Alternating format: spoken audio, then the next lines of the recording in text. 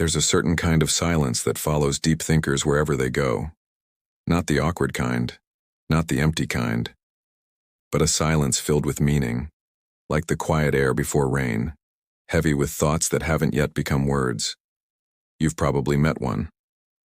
The person who pauses before answering, who looks out the window not because they're distracted but because their mind is in motion, tracing invisible constellations between thoughts. They don't rush to speak, because inside their head, there's an orchestra playing. In a world that rewards speed, surface, and noise, deep thinkers are the ones who dive. They are not content with what happens. They want to know why.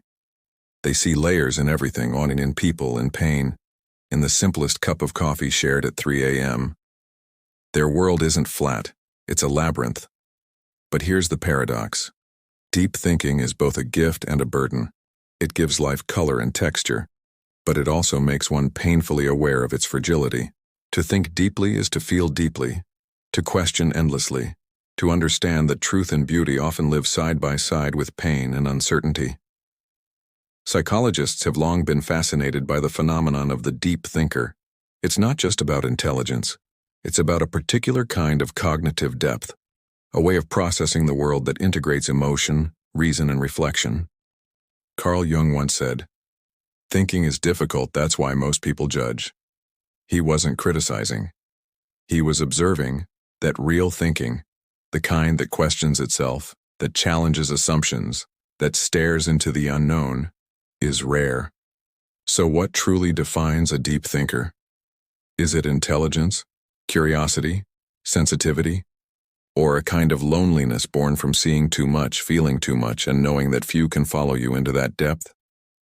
This is the psychology of people who are deep thinkers, those who live not on the surface of existence but beneath it, where every thought carries weight, every feeling has depth, and every silence means something.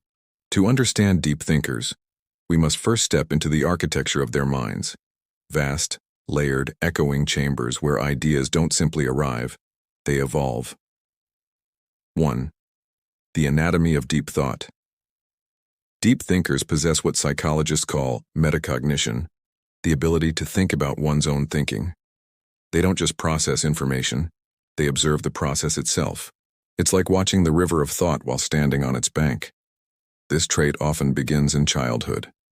Many deep thinkers were the quiet kids, those who didn't just play but watched how others played, who asked strange questions like, "Why do people lie if they hate being lied to?" Or, "Why do grown-ups pretend to be happy?" It's not cynicism, it's curiosity in its purest form, a mind that refuses to settle for superficial answers. Research in personality psychology links this cognitive depth to high openness to experience, one of the big 5 personality traits. People high in openness are imaginative, reflective, and drawn to abstract concepts, philosophy, art, meaning. They have a natural appetite for complexity, but this complexity can become emotional weight.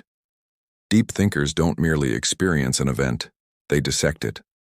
A single argument can replay in their mind for days, analyzed from every possible angle. They feel guilt, empathy, or awe in amplified ways because their minds don't let things go until they have found their essence. 2. The solitude paradox. For deep thinkers, solitude is not loneliness, it's oxygen. The mind that never stops turning needs space to breathe. Virginia Woolf once wrote, "If you do not tell the truth about yourself, you cannot tell it about other people." Deep thinkers understand this instinctively.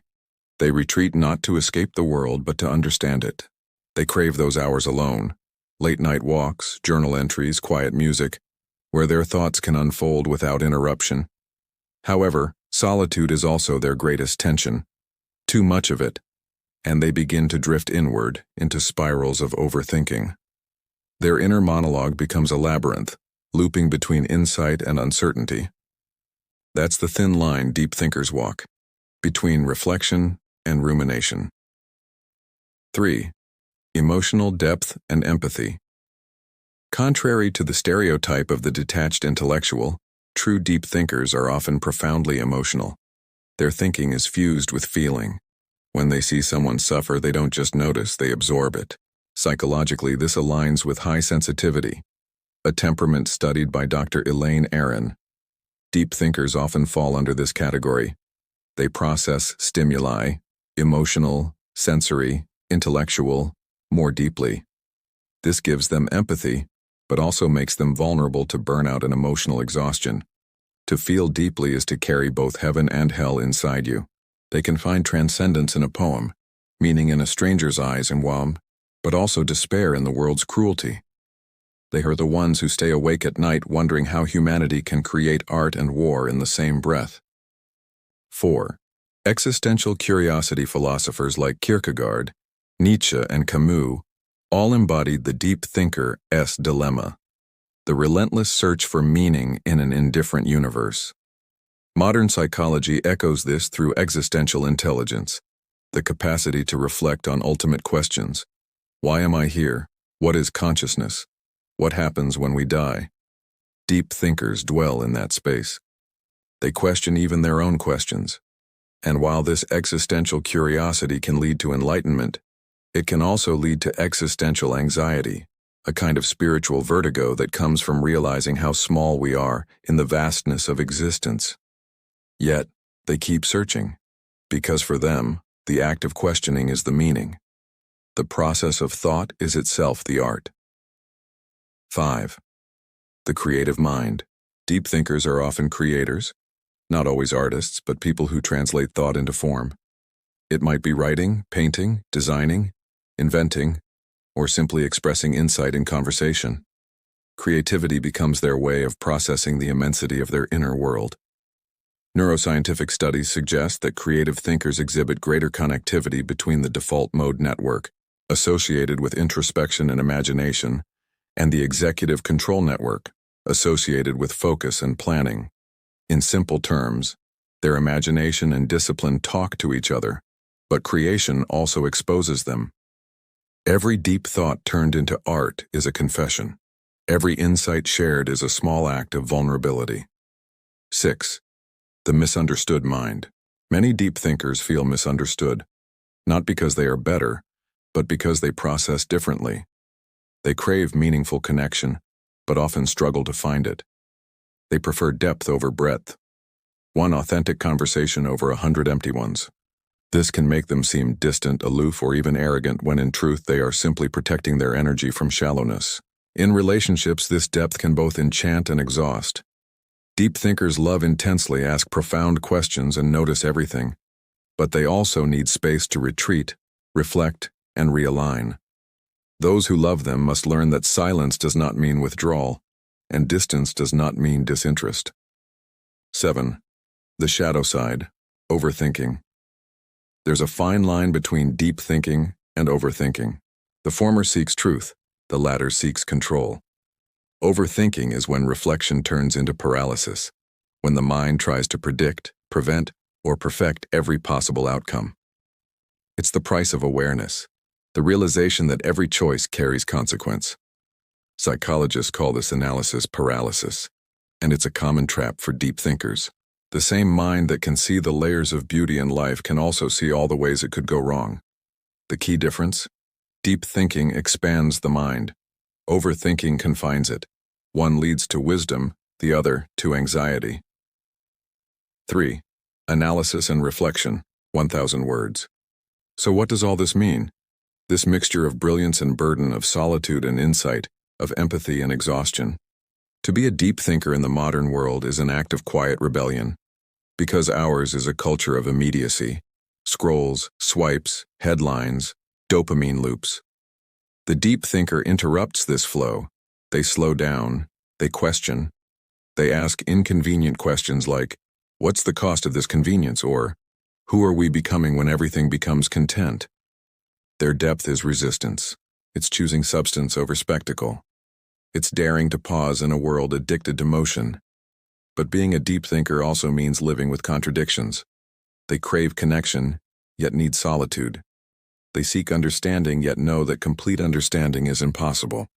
They find beauty in chaos, yet are tormented by its unpredictability.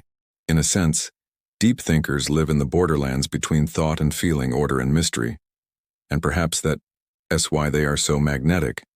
because they remind us of something ancient, the human desire to make sense of existence. Philosophically, they embody what existentialists called authentic living, the courage to face reality without illusion, to accept both the light and the shadow. But this authenticity can be isolating. The more deeply one sees, the harder it becomes to stay naive. And sometimes, innocence is a kind of comfort we lose forever once we start thinking too much. Still, deep thinkers find beauty in that awareness. They learn that depth doesn't mean darkness when it means clarity. It means seeing the world not as black and white, but as 1,000 shades of truth all shimmering under the same fragile light. In the end, deep thinkers are not defined by their thoughts alone, but by their wonder. It's not the thinking that makes them extraordinary, it's the curiosity behind it. They are the ones who find meaning in a stranger's kindness, poetry in pain, philosophy in silence.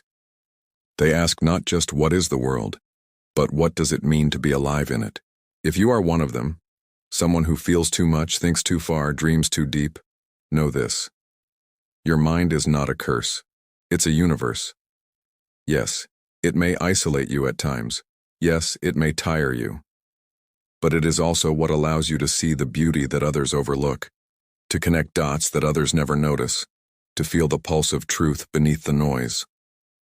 The world needs people who think deeply, because depth is where empathy is born.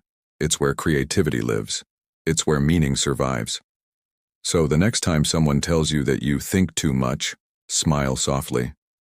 Because maybe, just maybe, you're thinking exactly enough.